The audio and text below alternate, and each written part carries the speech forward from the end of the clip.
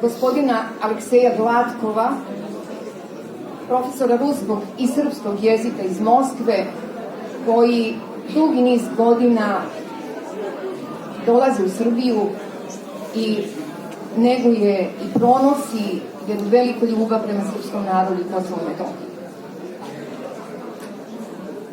On je jedan od prvih čitalaca ove knjige, bio je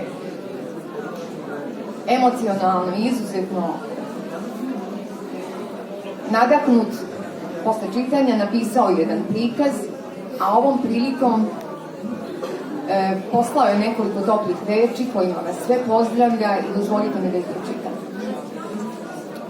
Poštovana gospođo Hadžiberić, poštovani gosti, pre svega želim da vam se zahvalim što ste mi dali priliku da na daljinu održim kratak govor posvećen današnjem predstavljanju knjige.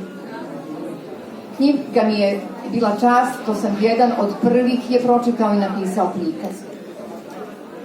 Balkan je često postajao mesto sukoba različitih sila, poprište borbe dobra i zla, svojevrsna tačka ravnoteže koja određuje dalji vektor razvoja svetske istorije.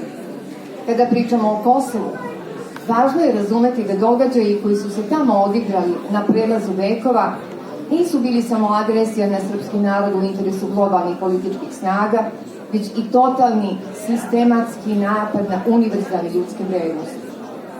Nada Hadžiberić nam je pokazala iznutrašnji pogled na ovaj problem i poslužila nam je kao putokaz za istinu o Kosovu, gde i dalje, uprkos ogromnim pritiscima, žive srpske porodice, od kojih svaka ima svoju neslučenu, tragičnu priču o ljudima koji su preživeli sve to, što mnogi u svetu pamte samo iz televizijskih izveštaja i novinarskih članaka. Knjige, kao što je zapis iz Prizrena sa izvora, su sada hitno potrebne jer daju nadu Srbima, pokazuju da se bore za svoju zemlju, da nikada neće izdati svoju istoriju i sećanje na svoje pretke.